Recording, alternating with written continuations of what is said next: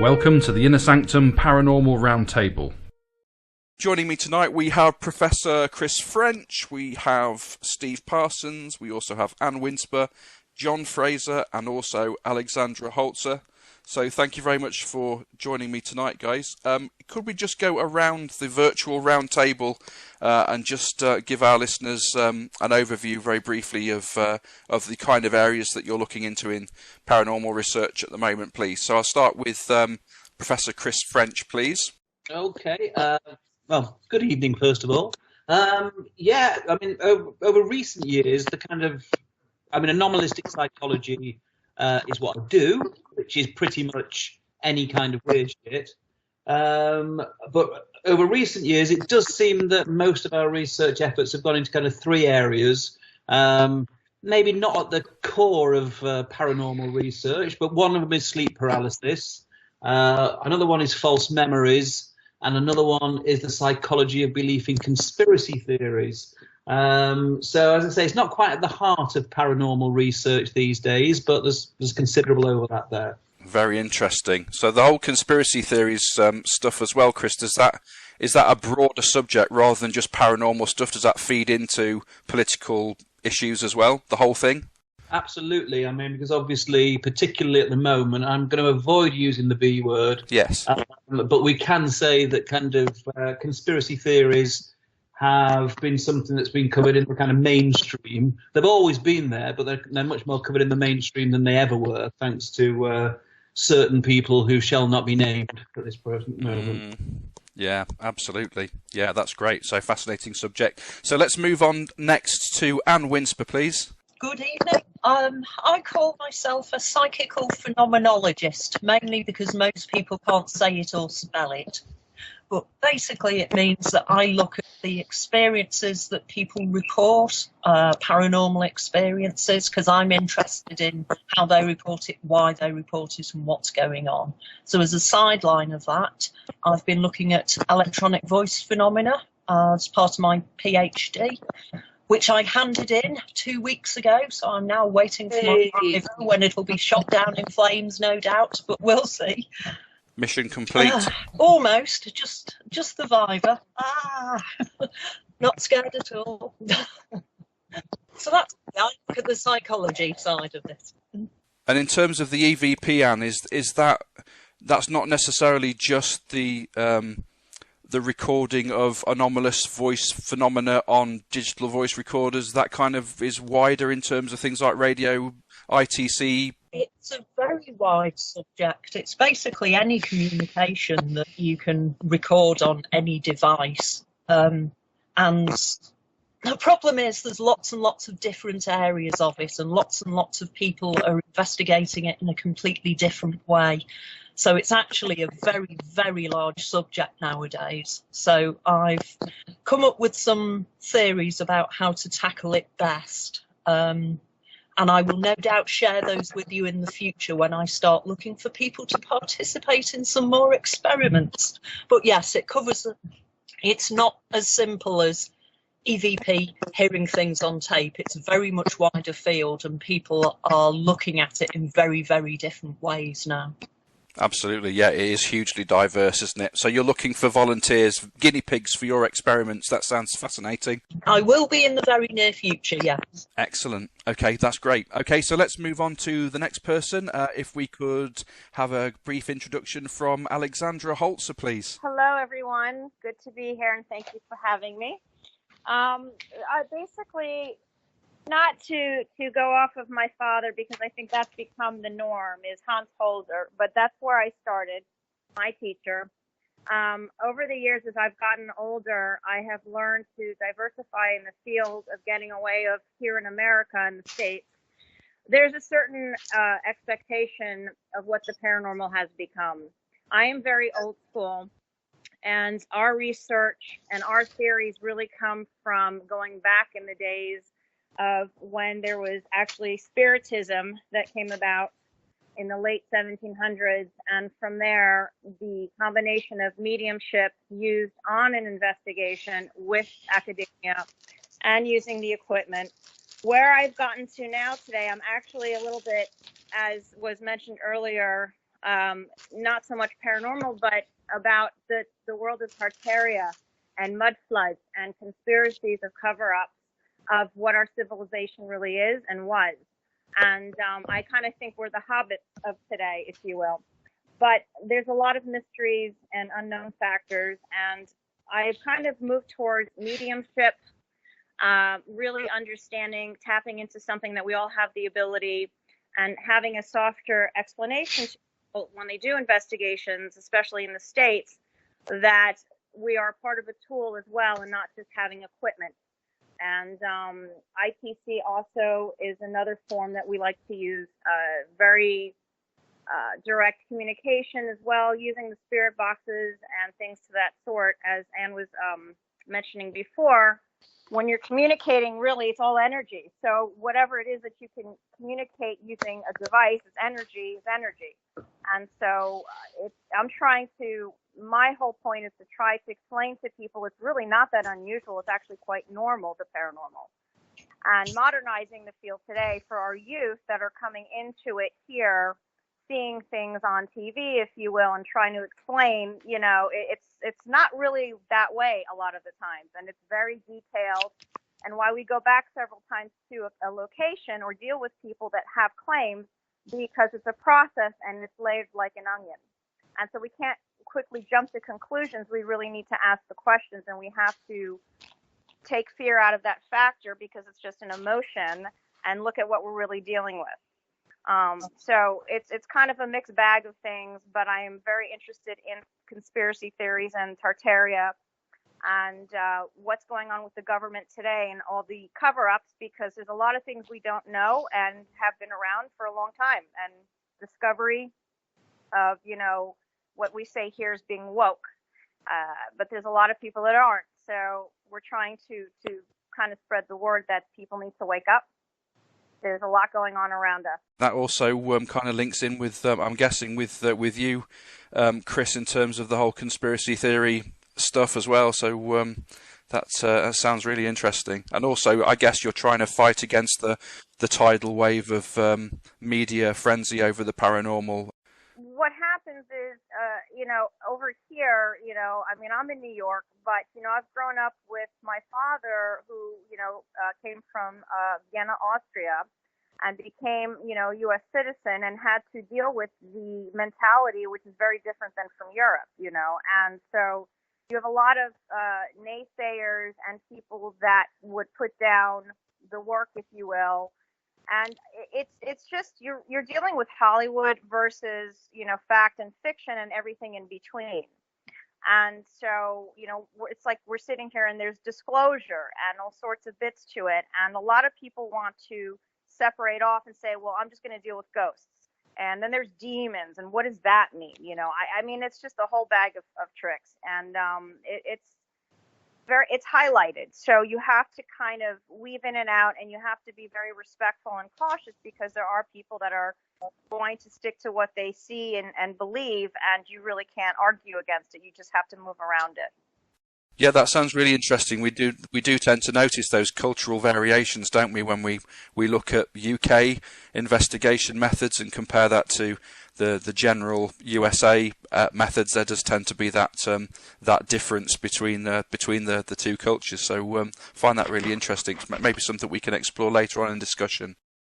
So let's move on to the next guest. We also have Mr. John Fraser. Welcome, John. Hello there. Thank you very much for having me. Well, my interests have been varied in the past. I have been Vice Chair of Investigations of the Ghost Club, done a little bit of hypnotic regression work for ASAP.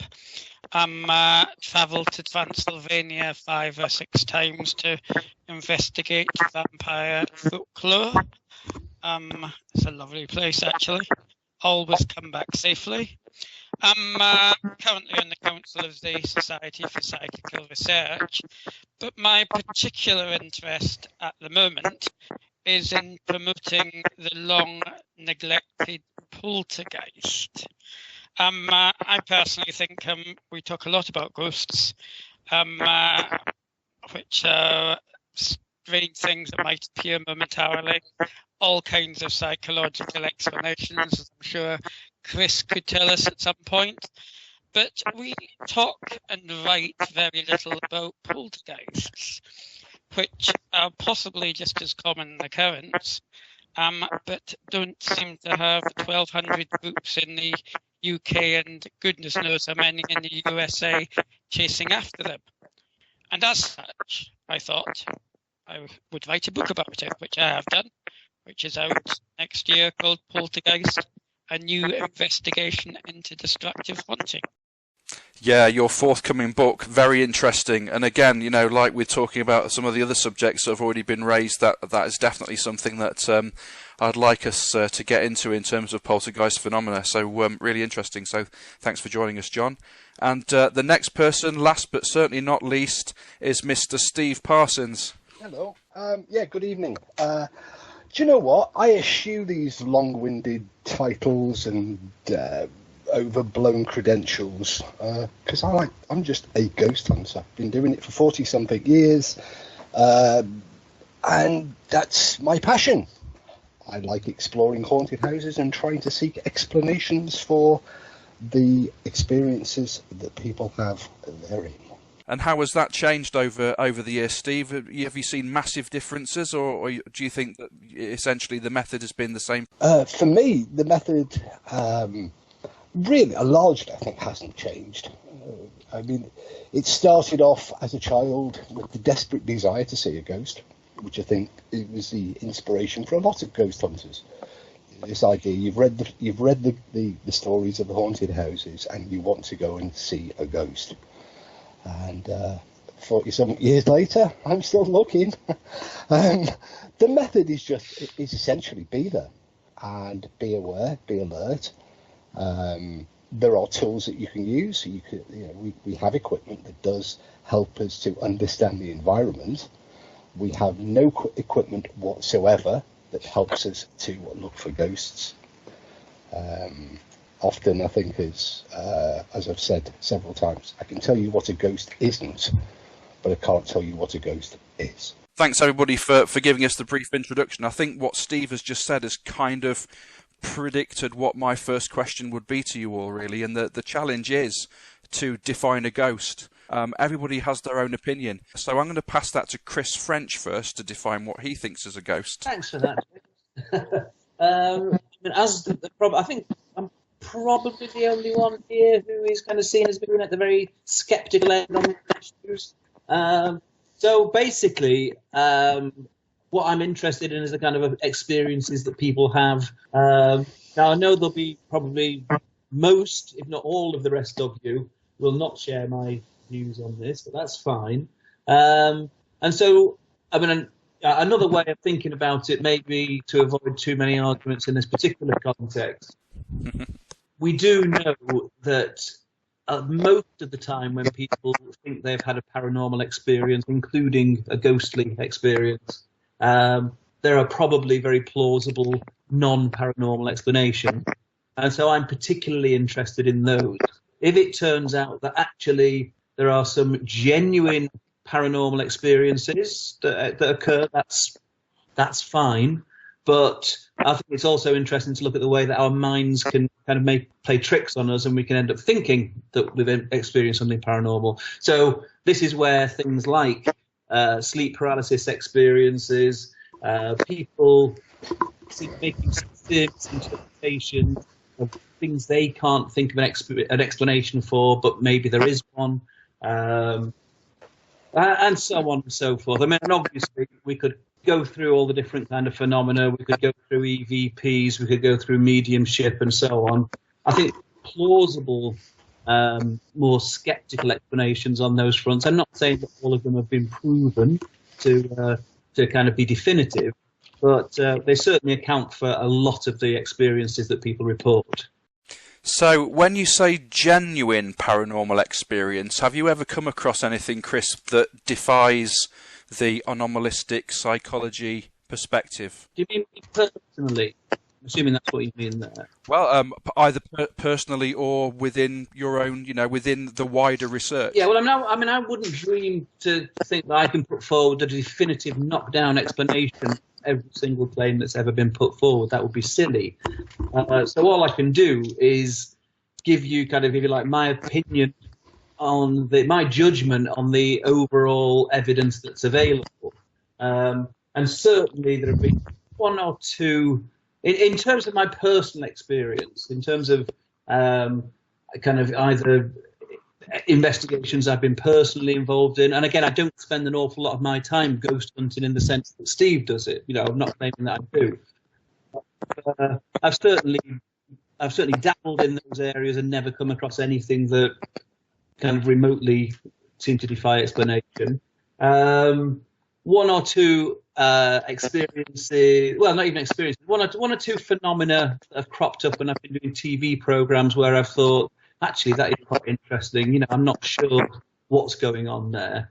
But overall, very little, to be honest. I mean, I used to be a believer. I used to be very much at the other end of belief on all these issues.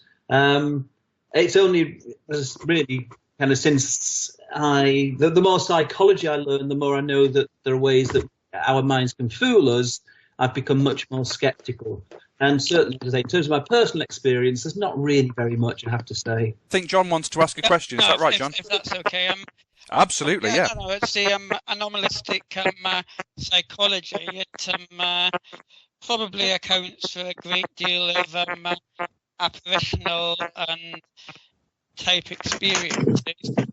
But would you agree that when it comes to poltergeist type phenomena, the strongest case being a grandfather clock apparently being thrown down the stairs in a house, in fact, a gas fire lifted as in Enfield, and various object movements.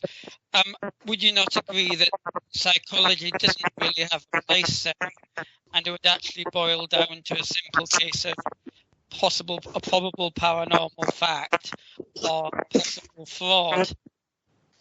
Yeah, I think I probably would agree with you there, John. And I suppose at the end of the day, it comes down to David Hume's famous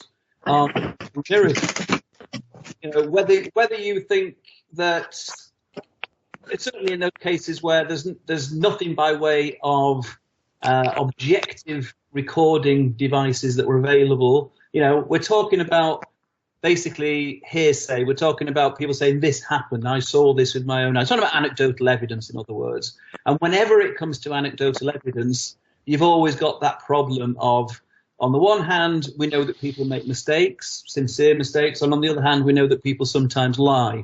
And it's those two possibilities versus the possibility that something happened that defies the conventional, as currently understood, known laws of science. And I would probably always tend to think, well, we're surrounded by evidence that people make mistakes. We're surrounded by evidence, particularly at the moment, that people lie. I'm getting back to the B word there again, folks. Sorry, I shouldn't be. But yeah, there's always that problem with anecdotal evidence, isn't there? And so at the end of the day, what would convince me is evidence coming from really well-controlled studies or observations, etc. And I don't think that parapsychology is really at that stage yet. No, I tend to agree, but I like the principle I like the principle in poltergeist phenomena that you can take away the psychological element. There's no psychological element of a grandfather clock falling down the stairs. It was either pushed or pushed by some paranormal force. And then I think you get yourself in a far more testable environment. I don't think you'll ever prove corner of the eye sightings of ghosts, because there'll always be very clever psychologists to give all kinds of fairly good rational explanations. But I think if we are going to prove this, or even disprove it, we should be looking for more poltergeist phenomena. But yeah, can I jump in here? Absolutely. Thanks, because what I'm hearing here is like What Chris actually said before, which was fairly astonishing, was that in cases such as the Enfield case, where you have a number of quite competent investigators and a number of eyewitnesses, take, for example, the gas fire surround, then what you're saying, Chris, is that the report of that was largely anecdotal, or it was a mistake, somebody got muddled up by it, or that they were lying. And also, John, to take issue with your constantly pushing the poltergeist theory, or trying to separate poltergeist from ghosts, I think rather that we don't know enough about the subject, because are we not just dealing with a continuum of experience? Because you have apparitional encounters in what are called poltergeist cases, and you have object displacement and movements, sometimes quite violently, in what are labelled haunt cases. So you've got this terrible crossover between the experiences that are reported in both types of labelled case, poltergeist and haunting, and yet they are largely the same sort of experiences. With regards to that, I totally agree, Chris. Sorry, I'm Steve. I'm not separating the two phenomena as being different. I'm just saying, as aspects of unexplained phenomena, we have possibly been concentrating far too much on the apparitional and various other sides, rather than the object movement, which we call poltergeist, but it's probably all one and the same thing. Totally agree. Can I jump in here? Have you all you've heard of the entity case that Dr. Barry Taft had covered, and of course they made it into a film? Mm-hmm. Did that controlled experiment in the gym? I believe they had tried to freeze the entity, and it was a massive form that broke loose afterwards. What do you all believe in that case? Do you feel that actually was the reality of it, that experiment, to be able to, with dry ice or some sort of mechanism, to freeze the massive negative energy, if you will, that would be considered a poltergeist? But what do you all feel about that? Well, the laws of physics say that all motion and energy ceases motion at minus 273 Kelvin,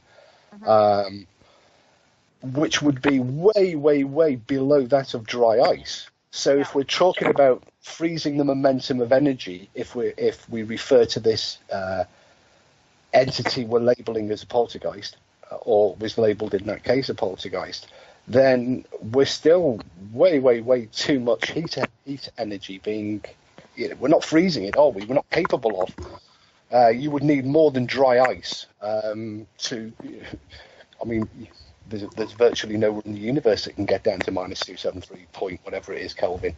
So the laws of physics there don't suggest that you are ceasing the momentum of energy by using just simple cold, if that makes sense.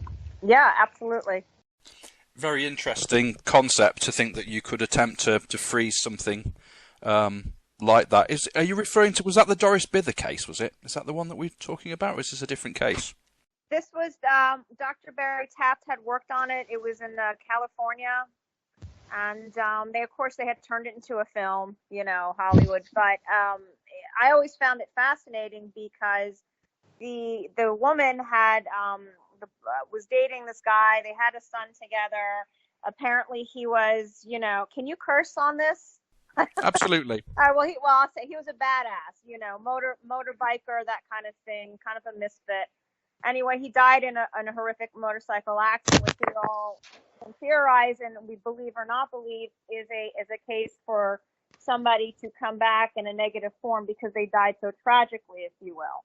And and then we go into what is an attachment, because apparently he followed the girlfriend and the son to their home, and she was dating a man at the time, and all these occurrences started happening in the home where he was attacking her sexually, assaulting her, and he was this massive energy. And so that's how that began, but that he came back to follow her and then attack her.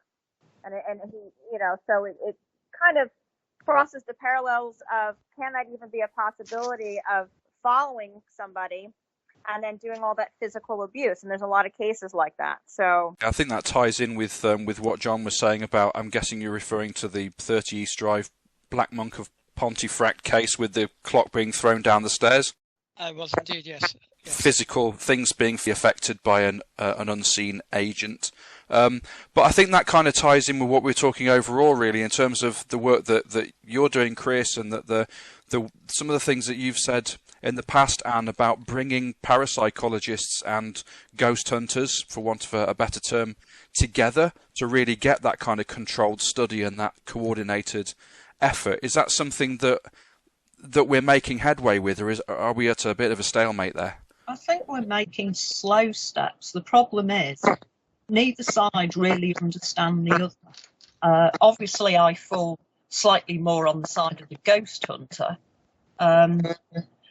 because nobody's actually said yet. People have been saying this evening about, oh, well, it's all in the mind, or oh, there's ghosts, but nobody's actually said what's underlying that. Like, is there a belief that there is life after death and people can come back and communicate with us? Is that what the ghost hunters believe? I mean, for me, it's a case of, I'm not really bothered whether there's life after death or not. I just want to know what's causing these experiences.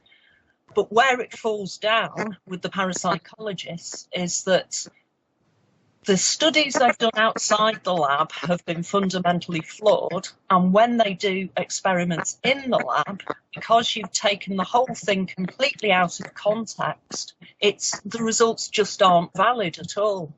And obviously it's something that's very difficult to control for and to look for, because you can't plan when someone's going to have a paranormal experience. You can sit and look at the things that the parapsychologists have traditionally looked at. You can try and test for EVP and EVP. I've got EVP on the brain. ESP, you can stick people in a Ganzfeld till they're sick to death of it. But actually looking at something that happens out in the field is far more difficult, and I really don't think they've got a grip on it yet. So I really do think the two sides need to work together. And I'm wondering whether calling it two sides is just creating even more of a division, really. We need to have a bottom to think about how we're looking at these things. I mean, can I ask the rest of the panel, so to speak, a question? I mean, how many of you feel that with the hours that you've put in, which in terms of these field investigations, which are kind of orders of magnitude more than I have, how many of you feel you actually have personally, not in terms necessarily, scientifically watertight evidence, but have personally experienced the paranormal when you've been on these kind of, field investigations? Do any of you? Yeah. Yeah. Definitely. Yeah, definitely. Yeah. I've experienced. I was Steve saying that he's been doing it for 40 years and he's still looking. Was that just a kind of figure of speech, or do you feel, Steve, that you have actually kind of had some paranormal experiences during these investigations? Well, to answer you directly, I have absolutely had experiences where I have completely failed to find a plausible explanation, despite, and we're not talking about going back and spending 5 minutes looking at it. There have been examples where we have spent years looking and testing all of the possible explanations that we could think of. Mm-hmm. And we have been left unable to find a plausible explanation for a very limited number of incidents and experiences down the years. Yeah, I think this is a fundamental issue with the area for somebody like me, who's interested in these things. I'm not kind of passionately interested in the kind of ghost area as you guys are. I mean, I've got some interest in that, but I appreciate you've done a lot more work in those kind of areas. But for somebody, let's say, in an academic position where basically you're not going to get any funding, or very limited funding, to carry out this kind of research, you guys all do it. It's a passion of yours, and the chances of actually being there at the right time, on the assumption that these things very rarely do happen, but maybe, for the benefit of this the argument, say that occasionally they do happen. You'd have to put so many hours in order to kind of get a single report out of this that might be considered a publication. And again, sad to say, in parapsychology journals that count for absolutely nothing on your CV. They just don't, in terms of things like, career progression, keeping your job, getting promoted, and so on and so forth. But it's a real problem, because even people who are very sympathetic to your approach probably would decide that's not the best way for me to kind of push my career, that might seem like a very narrow way of looking at it, but that's the harsh reality.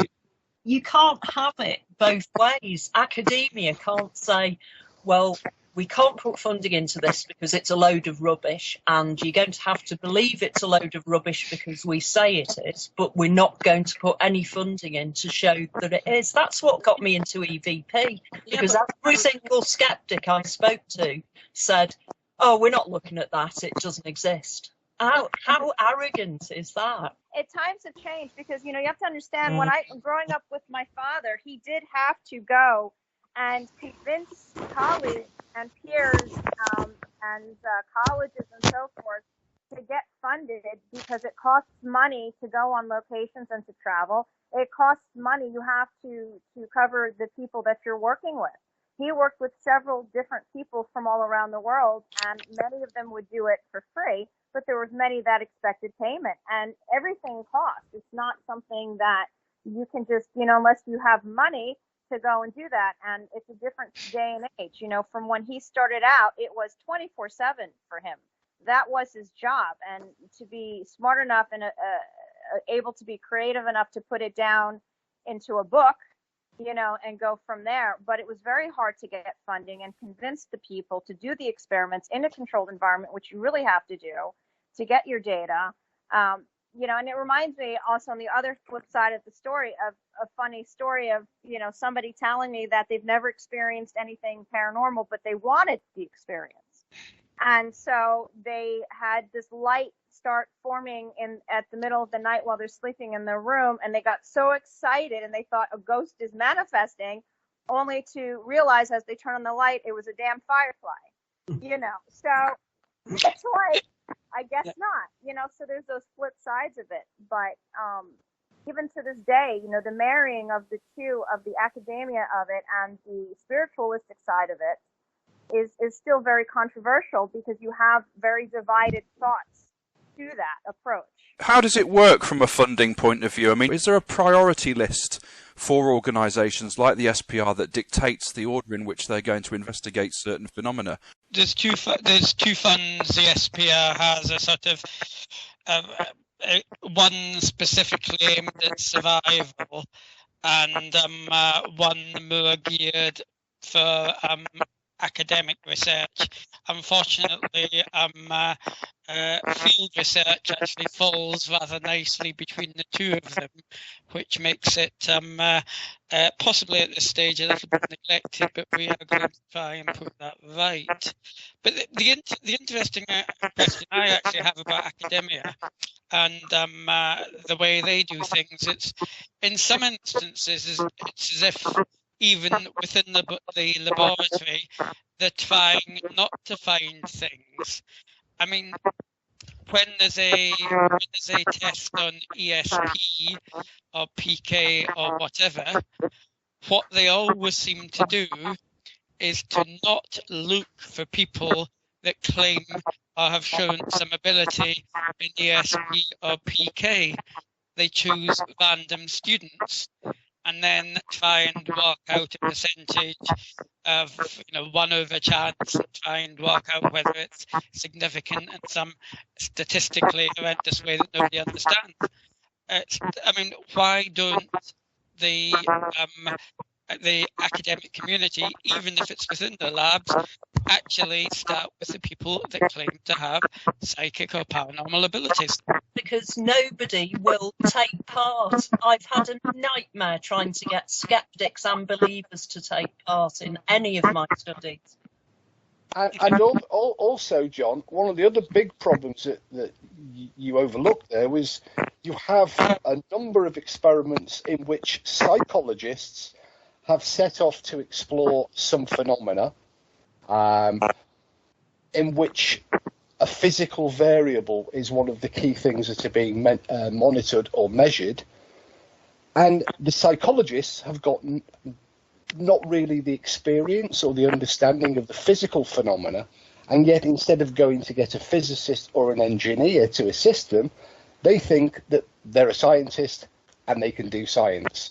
And there have been some notable experiments conducted where someone with high school physics qualifications could drive a coach and horses through the results that the psychologists are producing, and are being peer-reviewed by other psychologists who, as soon as you mention any form of physical variable or measurement to, their eyes glaze over and they go, oh yeah, that must be right. I've known of an experiment where the measurements were done using a Star Trek tricorder, of all things. Can I come back now and just to answer John directly? We have done tests of people who, professional psychics, basically. And the results are just kind of, not remotely impressive. Now, even to set up a test for those kind of claimants takes a hell of a lot of effort.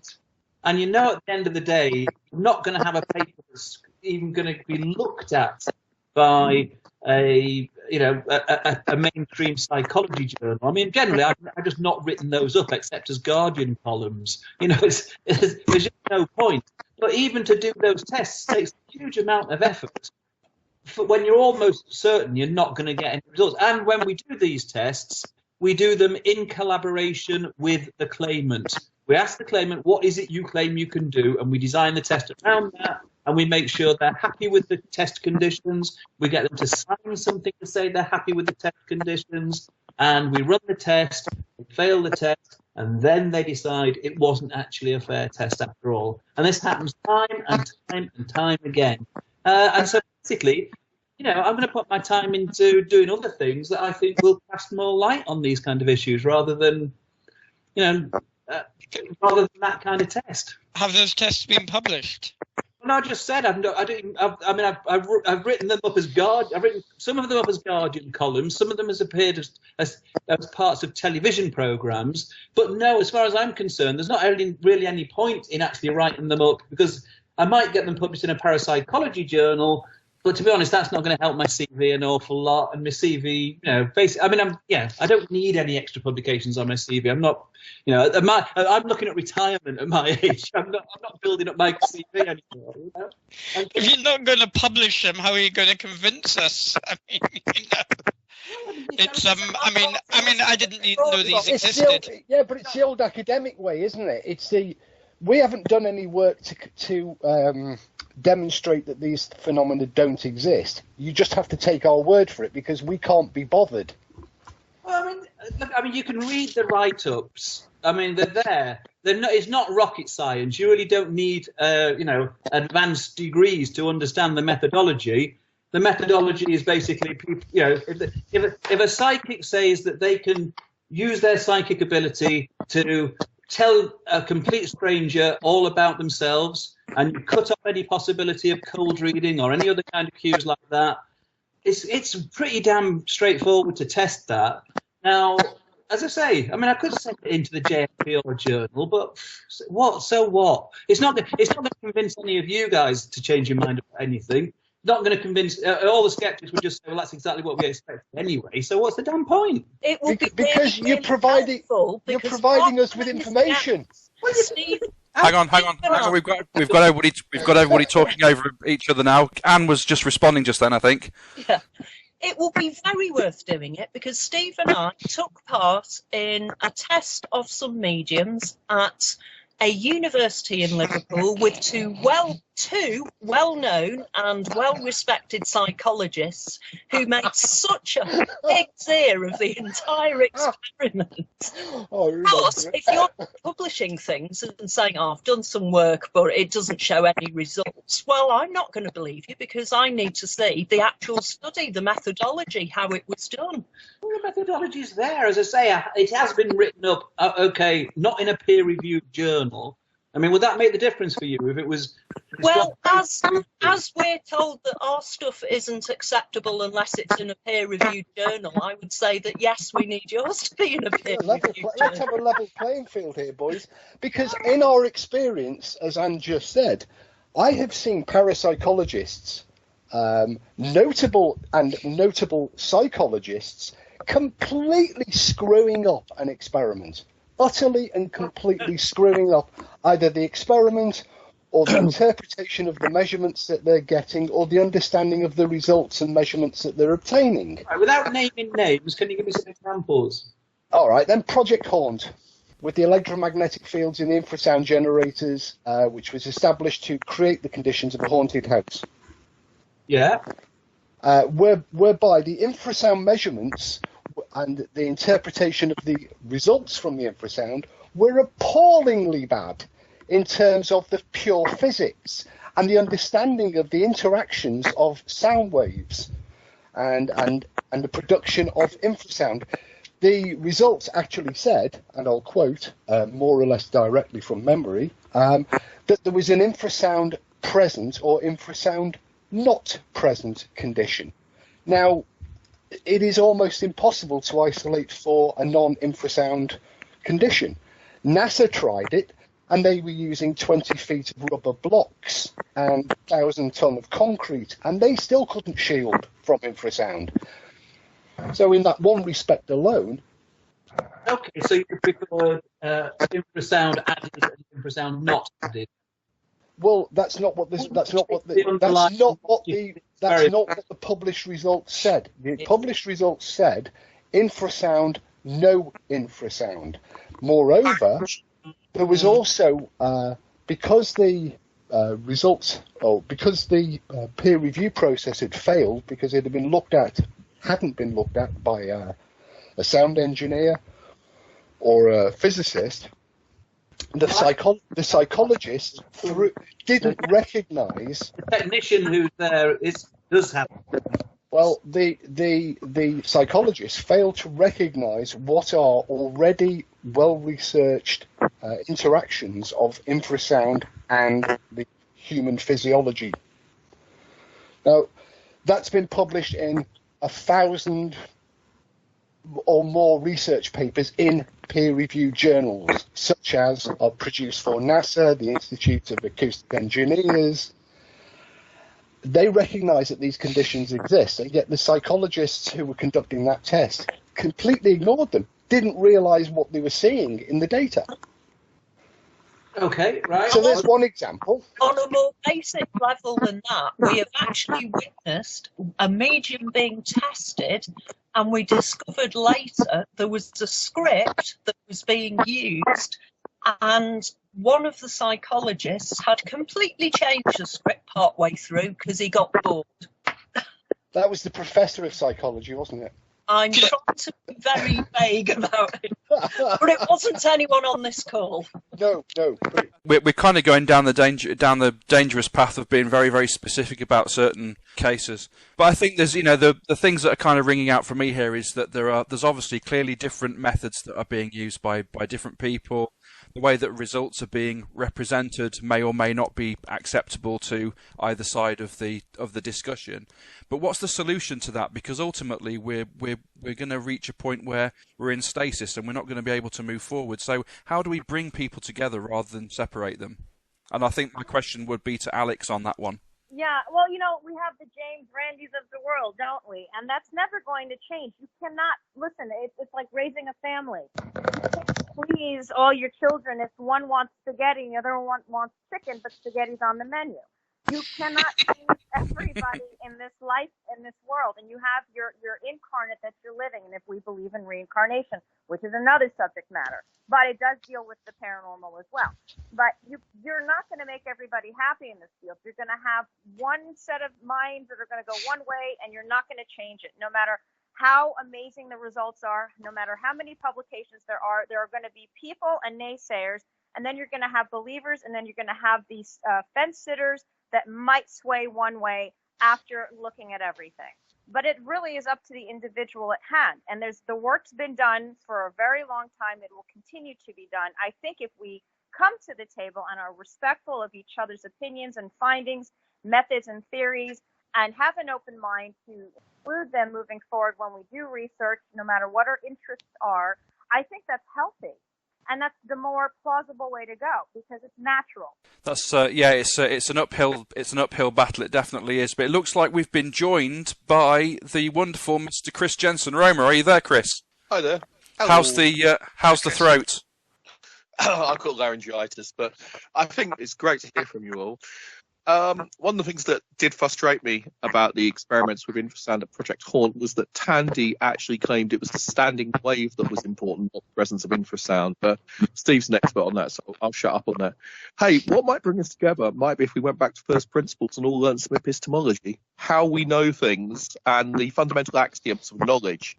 So, for example, the axioms of scientific knowledge are methodological naturalism, which means that we assume, for perfectly good Humean reasons, that if deductive logic is going to work, if the scientific method is going to work, we assume there are natural laws that are constant and steady, and that arbitrary supernatural events do not occur to change the laws of nature.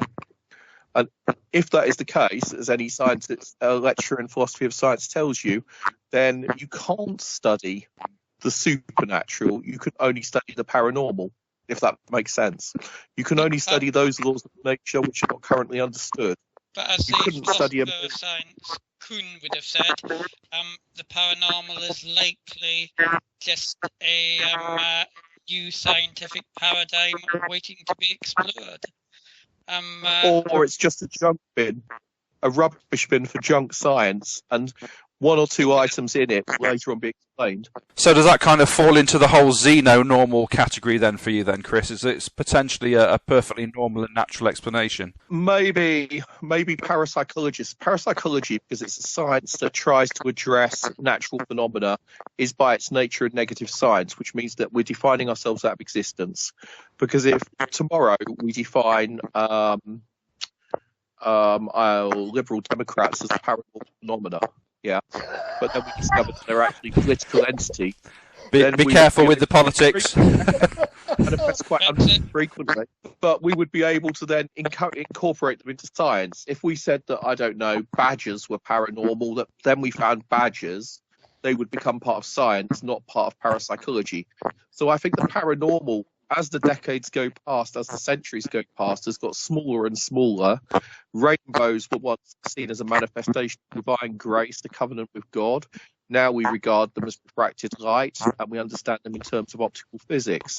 So what I'm saying is that parapsychology may just get, as a scientific discipline, will get smaller and smaller. And a lot of the stuff William James studied in the beginning of psychology is now, but that was part of psychical research, is now perfectly respectable. And Chris could write lectures on it and could write articles on it and receive funding for studying it. Is that not true, Mr. French? Dr. French? Some of it. But I mean, I think there are some. I mean, I think there are still. I've got a lot of sympathy with what you're saying there, Chris. But I also think that there are certain kind of core phenomena, like, for example, telepathy, psychokinesis, precognition, etc., that are potentially provable. I mean, this is one argument that the skeptics can't win, because we could never prove they don't exist. But it is, in principle, it's possible that someone could come up with a robust, reliable, reputable procedure that would show that they do exist.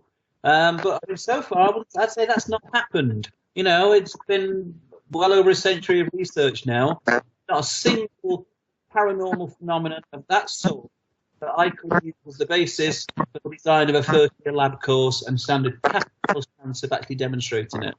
And I think that the whole telepathy wild goose chase has to be understood in terms of what was happening to the SPR in the 1890s. When the mediums walked out, the SPR was left with a bunch of physical scientists and philosophers who were looking at it and were materialists by nature and thought, okay, so telepathy is something like a mental radio, to take the book. That was Upton Sinclair's famous book. And so therefore they invented the concept of telepathy as a theory to explain ghosts. A wonderful example of using one mystery to explain another. And it is absolutely true that thought transference only becomes called telepathy when they need to use it in that theoretical matrix. So it's an example of concepts which are used and invented to explain away spooks. So if we haven't got anywhere with it, that just could be because their theoretical assumptions were wrong. Well, possibly, yeah. But, as I say, these are things that potentially, at least in principle, could be proved to be real. And I think, I would, whether you all agree or not, I don't think that parapsychology has actually proven that they are real. I think that you made a comment in passing there, Chris, that maybe parapsychology is like the waste bin, the junk bin of science. And I think that the recent discussion that's been within psychology about replication issues and highlighting questionable research practices and problems with replicability, this really applies to experimental parapsychology in a big way, because you can ask the question of, well, what would a science look like if there was no signal, there was just noise? And I think you can make a case that it would look very much like experimental parapsychology. Yeah, I mean, one of the problems with experimental parapsychology, of course, is that its whole history is slightly less well-funded than 1 year's worth of American undergrad psychology research. So it's hard to know if we've actually thrown enough resources at it. My suspicion is we have now, but maybe we haven't. But, I mean, another suspicion I have is that our theoretical assumptions are so theory-led and so little grounded in practical findings that's why we're not making any progress. If there is anything to study, we have to look at our basic assumptions and give up on lines of research that have been tried time and time again but led nowhere.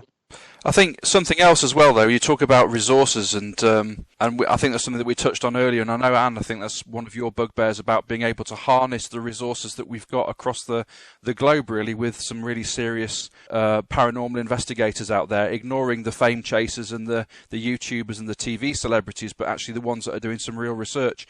And if we could harness those resources, what sort of headway would we make in this field? The problem we've got is identifying the resources that are useful to use, because obviously nowadays you can't just say, right, I need some ghost hunters, because you've got a small chance of getting a small serious group, and you've got a very high chance of getting people who are running around pretending to be on Most Haunted. Yeah.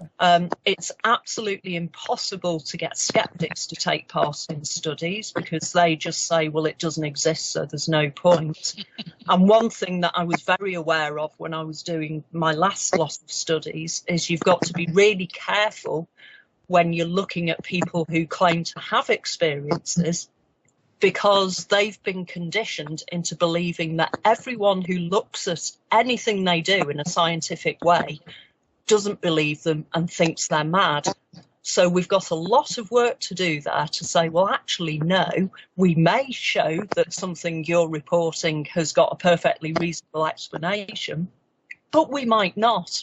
But we need to work with you to find out what's going on, because I'm afraid people like my absolute bugbear, Dr. Cox, Brian Cox, he is so scathing about people who believe in the paranormal that no one's willing to engage in any sort of scientific examination of anything anymore, because they just think, well, I'm just going to be rubbished and frankly insulted. I mean, he calls people knobbers on a regular basis.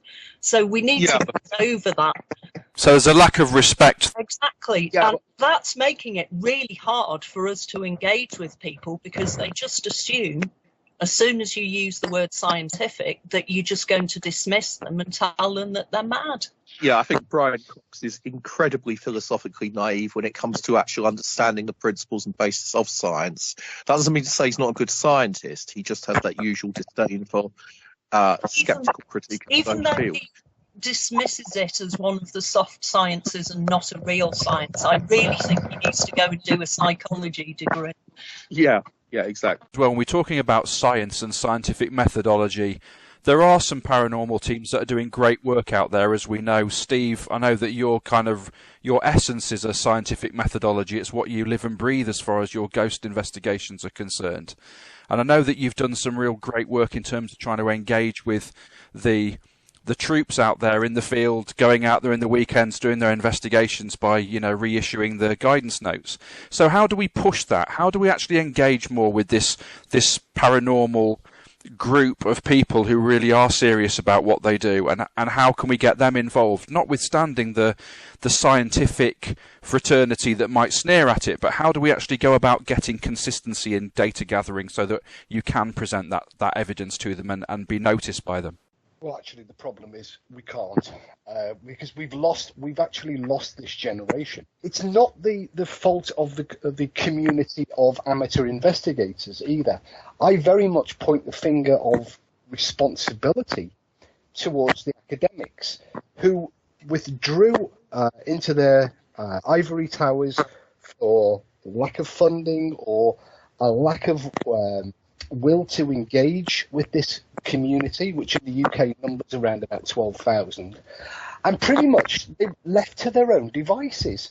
Now, they crave information, they crave direction, and in this modern era where people, like when I started, we would go to libraries and read books and consume information in that way. What they're doing is they're consuming information from the media. And so they see Zach Bagans, they see the Super Mario Brothers from Ghost Hunters, they see these people on television, and then they ask each other questions. They join groups on social media, and they say, has anybody tried this? Have you tried this? Have you tried this piece of equipment? Have you tried this particular method? And you end up in this situation where they are pulling away into this media-fed bubble, this self-fulfilling vortex of social media, where they are getting this belief that their results are positive, and that when this broken radio crackles into life, that it is a demon, or when the lights flash on their meters, it's a ghost trying to communicate. Now, we laugh and we snigger at them and we ridicule, and it makes people like Professor Cox call them knobbers. But the problem doesn't lie with them as much as lies with equally the academics, because the academics have not reached out and engaged with and acted as a resource for and answered the questions. And that has been a big problem. Organisations like the Society for Psychical Research have, whereas they used to fulfil that role, in recent decades, they have gradually become the domain of the corduroy-wearing psychologists and other academics. I do not wear corduroy, Steve. You're not one of them. But they, as you heard Chris say, and rightly, they are protective of their funding, of their main lines of research, and of their academic careers. And they consider that engaging with this community is potentially either time wasting at the least, or career damaging as a worst case scenario. So you have this. So realistically, I do not think in my generation that this bridge, we will come back to a situation that started to exist in the 80s and 90s, whereby there was starting to become the tendrils of working together, cooperation between the amateur community and the academic community, like you have in other areas of pursuit, such as astronomy and archaeology. I think we've lost it. Could I just say something about what Chris said earlier? Because he was talking about not being worth his while publishing in, say, the Journal for the Society of Psychical Research, because he probably wouldn't convince anyone anyway. And I think it's really a case of confirmation bias. We're not all out and out believers. I would actually make every claim that I'm actually a bit of a skeptic as well, maybe a later skeptic, and that I've seen enough to be reasonably sure that not everything's readily explainable. That's different from saying it's not got an actual explanation. And I was a little disappointed that he just assumed that we were all believers. But I'd also like to ask Alexandra if things are as bad over in America, or if there is no cooperation. Yeah, thank you. It is, I'm in the middle of a very hot seat right now because I do have a show out there, but it's for my father's work to be reintroduced with the actual footage from the reel to reels. And, the way that he documented the work, actually from the 50s on up. I'm so frustrated here in the States because I've always felt that you need to have a team of everybody coming together when you're working on a case to find out what's going on. You need a parapsychologist. You need a medium. You need good equipment. You need to have a historian. And my father believed also sometimes a psychologist, but they get in the way.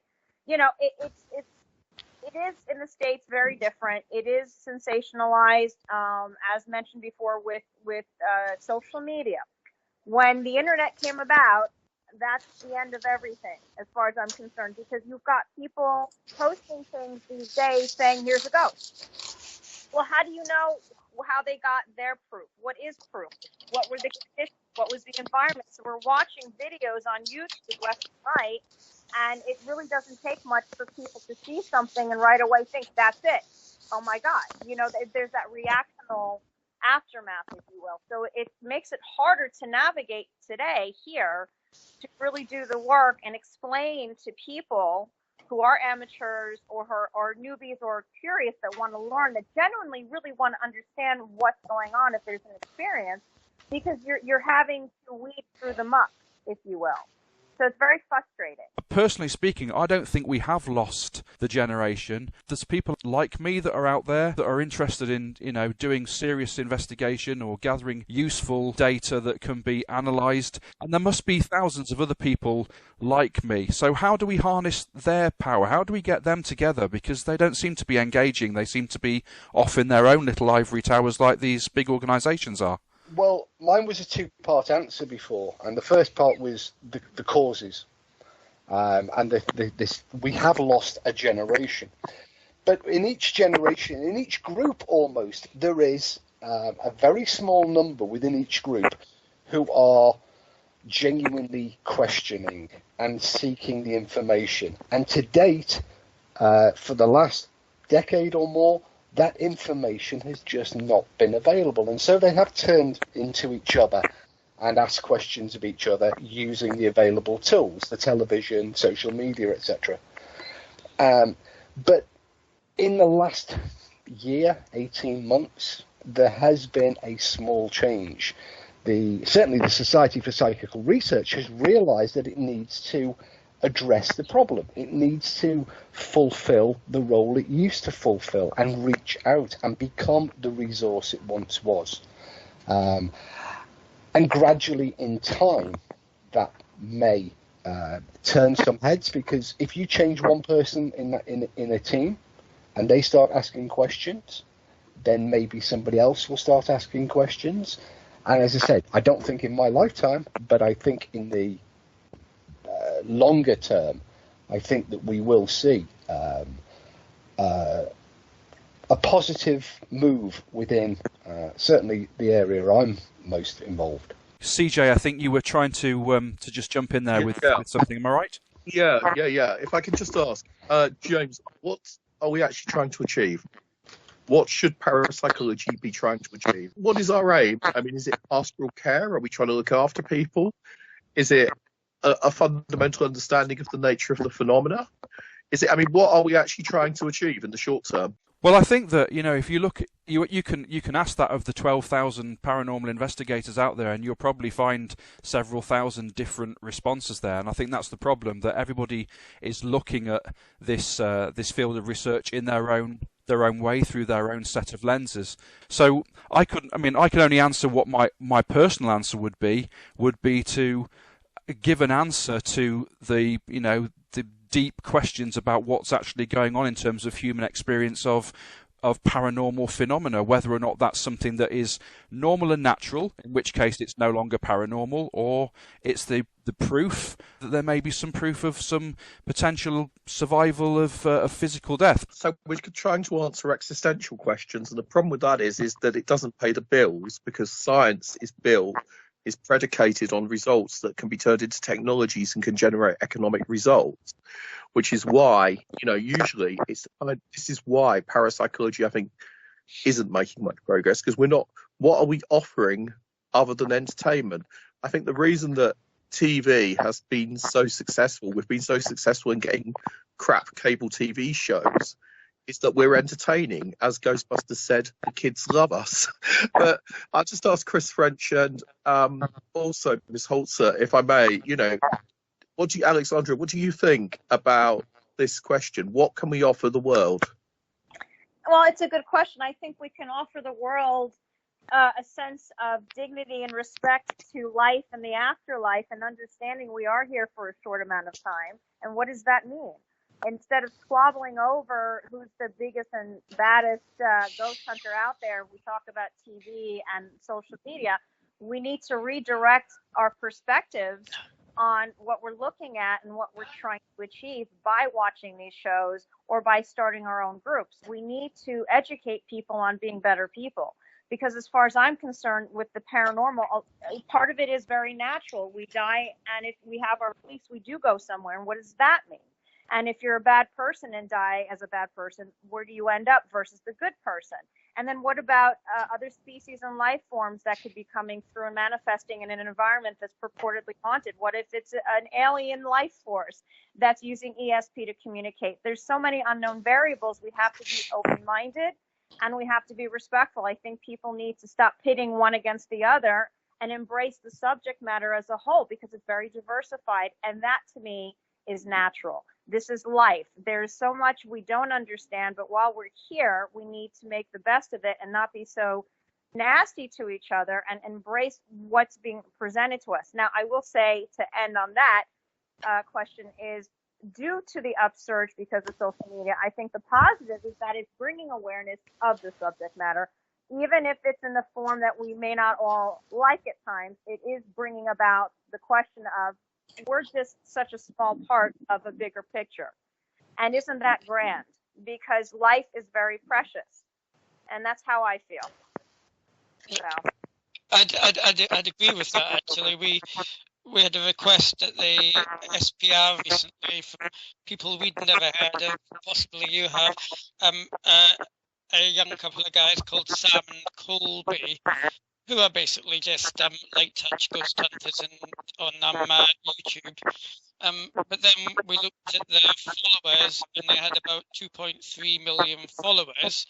And we kind of thought, let's get awareness of the subject. And somewhere down the line, I ended up on a Sam and Colby show, for better or worse. The number of followers doesn't always reflect the quality of the channel, though, does it? Unfortunately, that's the challenge. And the point of awareness, getting people aware of the subject. There's always got to be some entry point. I mean, they are what they are, but they don't try and push any particular agenda, unlike some of the less salubrious we are going into the portal of evil sort of TV shows. You can certainly educate a few of those people, can't you? If like you say, they've got 2 million followers, at least a percentage of those followers may be open to following a slightly more robust and serious path. So it's an opportunity there, isn't it, to use that follower numbers to get an alternative message across. Absolutely. As I kind of emphasise, I'm teaching this stuff. It's a working hypothesis that let's just assume that paranormal forces, in the sense of forces that are beyond explanation in terms of current scientific understanding, let's just assume they don't exist. And can we explain the range of ostensibly paranormal experiences that people have in other terms? And then can we try and put those explanations to the test? And I think we'd all agree, at least I hope we'd all agree, that a lot of the time, I would say most of the time, if not all of the time, when people have these experiences, those kinds of explanations are possible. And therefore, we can learn something really useful and fundamental about human psychology by taking that approach. And if it turns out that there are some genuinely paranormal phenomena in the sense I've just talked about it, well, we'll have helped the parapsychologists by helping them to sort the wheat from the chaff. That what is genuinely paranormal from that which just appears to be paranormal. And therefore, and that's more than enough to keep me occupied on a day-to-day basis, to be honest, without thinking, well, I should be putting hours and hours into doing field research to see whether I can get evidence of ghosts.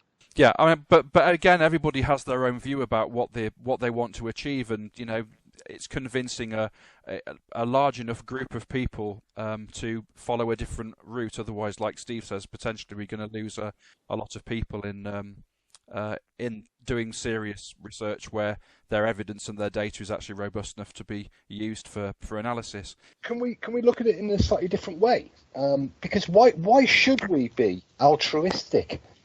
Because for me, I've done the guidance notes because they asked me to do them, but I genuinely, and I've heard from some investigators that they do it because they like to give something back to the community. They like to help people who are in distress because these events are taking place. I honestly have got to say, hand on heart, I don't have an altruistic bone in my body. I am doing it for me. I am doing it to satisfy my curiosity, a burning desire to understand something that I've been interested in since I was a child. Everything else is realistically a byproduct of that. I am looking to satisfy my own curiosity and seek answers for myself. I honestly don't think I'm as I said, I don't think I've got an altruistic bone in my body. I'm not doing it for any greater motive. I think it's really sad that we are only allowed to pursue things if it's going to have a greater good. It's something that I struggled with a bit when I was doing my PhD, because it's, well, what are the benefits for mankind? Well, what do I care? I want to answer this question because I'm really interested in it and I want to know what the answer is. And you're always having, particularly for people like me and Steve, who are mainly doing it off our own back at our own expense. If we're really interested in something and we know that there are lots of other people who are interested in the answers, then why shouldn't we be doing it just for the sake of gathering knowledge and increasing the knowledge in the world? Yeah, that's an interesting point. I mean, personally speaking, for me, I think that if the work of others can actually help you further your own research and find those answers, then surely that's a good thing, isn't it? So working in isolation is great, but that larger community of researchers, especially if their data's robust and their evidence is useful, would that not help you? Well, it would, but that's what we do. We do the research, we publish it, so it gets peer-reviewed by our fellow serious ghost hunters. They give us feedback and we do the same for them, and that's how it progresses, which is sort of like it does in academia. But in academia, you have to have a really good reason as to why you're doing it, what the benefit for mankind is, and will it bring the funding in? Whereas we've got the luxury of not having to do that. Okay. So you're talking more in terms of the personal research as opposed to having to go to an organisation to justify funding? I think so, because I think we're on a hiding to nothing if we're looking for funding from, okay, the SPR does provide some funding now, but as was mentioned before, that's still not viewed as a serious organisation. If you get something published in the SPR journal, I can't reference it and say, I've been published in this journal, because I'll be laughed out of academia.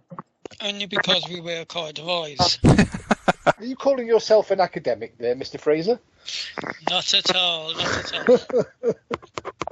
I mean, just to come back on that, I mean, there's a huge portion of academia that does research, scholarship, whatever you want to call it, that doesn't have any direct, obvious payoffs for society.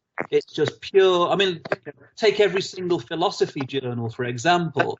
You know, this is just, and you know, an awful lot of maths had no obvious applications. Of course, what then happens is that maybe 100 years later, this becomes really, really relevant stuff with practical applications. So, you know, I think it's a bit of a straw man to say, you know, that always in academia there has to be a case made for what benefits for society. Basically, yeah, I'm going to slightly disagree with you there, though, because you've made the point that 100 years ago things have changed. Things are very, very different now. Because the money isn't there. Yeah, but the funding isn't there anymore. So institutions have to be very, very careful where there's a much bigger emphasis on things like impact, that dreaded word impact these days within academia. And there's all kind. I mean, most academics are actually very anti that very that whole approach. One hand, obviously, if you're doing some research that does actually have some direct benefits for society, well, great, you know. But equally, you know, I think there's very few of us that think, oh, you must do research that does that. I'm not saying it's down to the individual researchers. It's the whole system that's set up now. Yeah. The way that academia's changed even in the last 10 years. I agree entirely. I don't think it's a change for the better. I think we agree on that. But you still can do. You can write kind of, you know, review papers. You can write discussion papers on stuff where it's just some interesting point that you think needs to be out there, without it necessarily. I mean, and maybe I'm kind of, you know, to kind of, you know, cards on the table. Like I say, you know, I'm kind of thinking in terms of when am I going to retire. So maybe I've got the luxury that I can do that without think, oh, my next paper must be enterable in the next research excellence framework exercise as having impact. I can kind of write the more kind of speculative stuff now at my age, you know. But I think if I said to my supervisor, I'm just going to write a Guardian article, they wouldn't be very impressed. I think you might be surprised that that has changed. I mean, there's much more appreciation of the fact that we do need to do public engagement these days. Once upon a time, it really was frowned on and at best tolerated, whereas these days universities do actually value it in a way they never used to. I think, you know, to jump on that in terms of engagement, it's all about the channel. You know, I think that there are lots of people out there that are willing to read the research. There's people that are hungry for that information, and a lot of people probably find that they can't access it because they're just not aware of where to go to find it, or maybe membership of something costs too much for them, so it becomes inaccessible. I think my challenge really to everybody is what are you actually going to do to engage with those people, to really reach out to them and get them involved? And you're talking about getting guinea pigs, you know, and Steve, you're talking about the 12,000 researchers that are out there. What's the next step for you guys? Well, okay, I can give you a direct answer to that, because there is activity going on. Because rather than, it's easy to sit back and criticise, it's easy to point fingers and say the SPR in academia haven't reached out. And in 2016, I stood up at the SPR conference and I gave a talk called "What Have the Romans Ever Done for Us?" And it asked those really difficult questions like, what have you ever done? Why have you withdrawn? Why don't you reach out? And the SPR woke up, and the SPR have taken some significant steps. The guidance notes, which were published last year, are the first stage of several programs that the SPR are now fully engaged with. And they will, as you see through 2020, you will see a bigger extent of the outreach. You will see the SPR reaching out directly to the community. and working with the community at their level.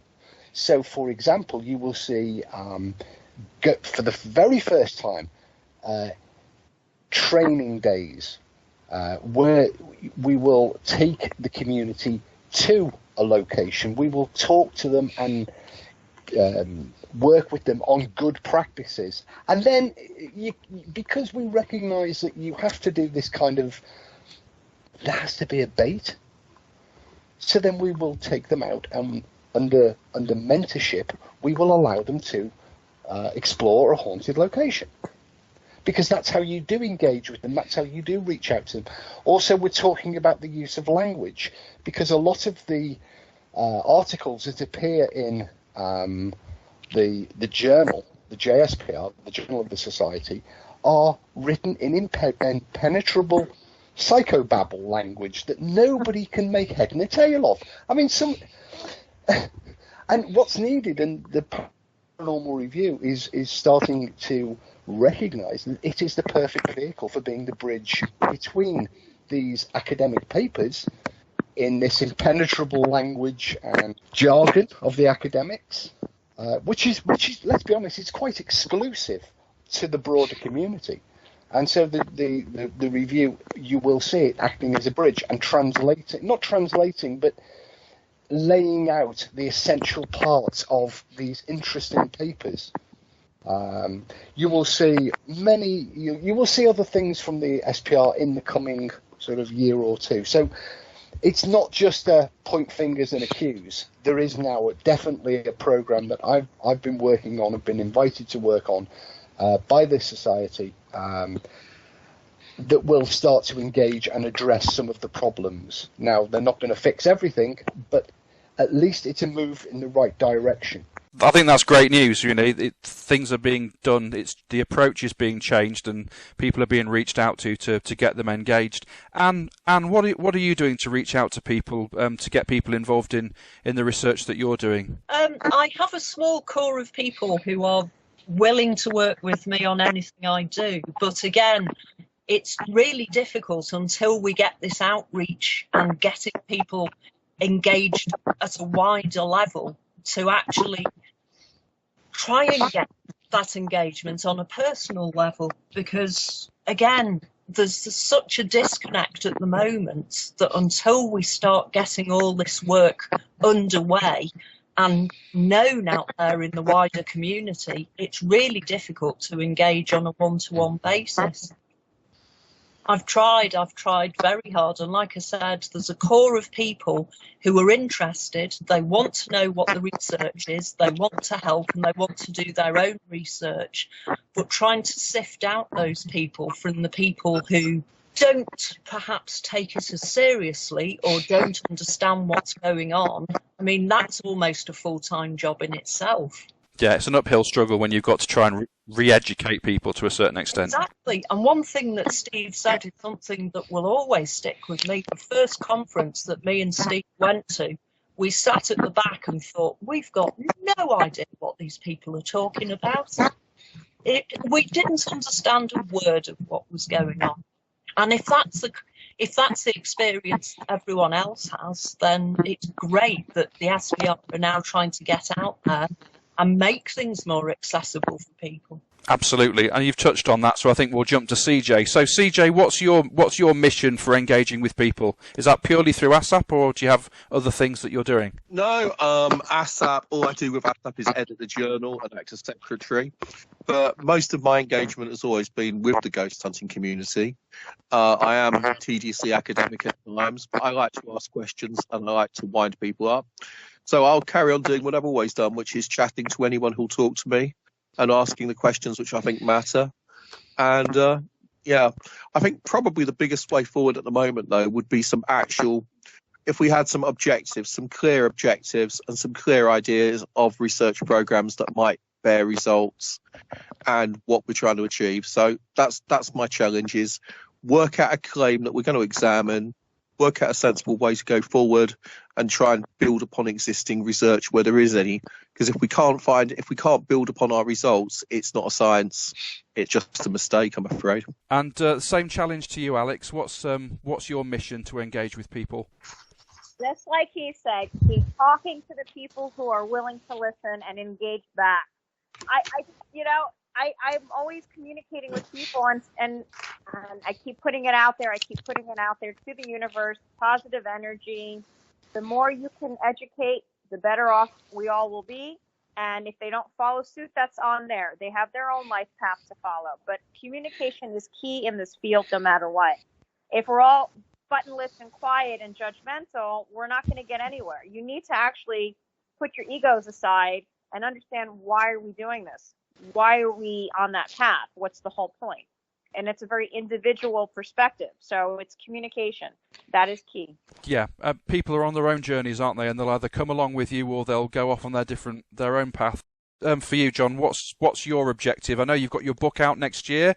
Is that part of a wider agenda that you've got? It's part of, I don't know whether it was Steve's excellent speech at the SPR conference a couple of years ago, or the fact that I keep going back to Transylvania, but I've certainly been reawakened.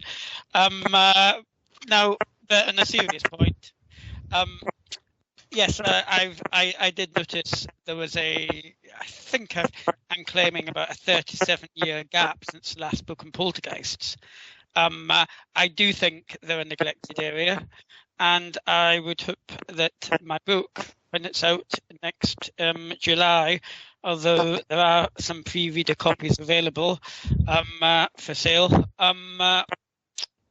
would actually start a debate again, because I do think, unlike all the other types of phenomena, they are far more difficult to disprove in psychological terms, at least. I'm also part of the impetus in the SPR to get us more active and engaged again, which is something we've been lacking. So between the two of them, hopefully we'll make some progress. I think it's really great that that such people such as yourself, John, you're writing your books, you're getting your information out there. Again, like with Steve, with the guidance notes. Professor Chris, you've had your book on anomalistic psychology that's been out there. That's a really fascinating piece of work. I think we really have to get things out there to people. I've got plenty of Alex's father's books and a couple of Alex's, and I think that's part of the engagement, to actually produce something that people can digest and learn from. So, Professor Chris, I guess that the majority of your work is kind of written research. Is that the case, as well as conferences, etc.? Is that the kind of objective that you have, to engage more with people? Well, I do a lot of public engagement anyway, James, and thank you for the kind words about the anomalistic psychology book.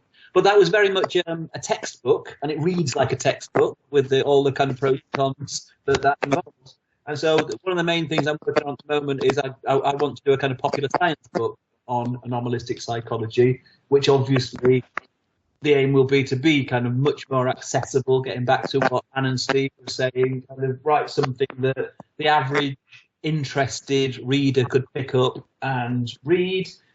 Steve will be able to do a very, very harsh critical review when he finds the time. But all publicity is good publicity, Steve. But that's one of the major things I've got on for the kind of year ahead. Yeah, so that's really fascinating. All the different things that everybody's involved with. You know, it's not just an ivory tower full of academics. There's a lot of people doing a lot of work, and that's really evident in what everybody's been talking about tonight. So I think, in the interests of everybody's private lives, then I'll wrap up. But I'd just like to say thank you ever so much to everybody for your time tonight. This is the first thing that I've ever done it with a sheer volume of people all on one call. So I hope it hasn't been too chaotic for you. But I personally have really enjoyed it. So I hope you all have too. Thank you, James. Thank you, James. Excellent. I enjoyed it.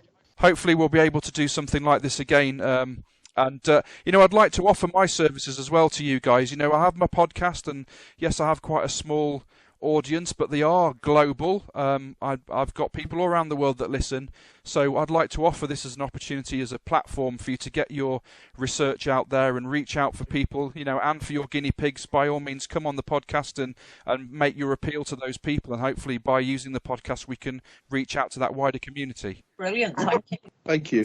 The same with everybody. The invitation is open to all of you. Thank you. Thank you, James, and thank everybody tonight. I appreciate all of you. Thank you. And all have a wonderful Christmas. Oh yeah, that's the best part. Yeah, definitely. Everybody have a great time and enjoy the New Year celebrations. Definitely, yeah. And we'll talk again, hopefully, in the new year. So thanks again, everybody. Bye.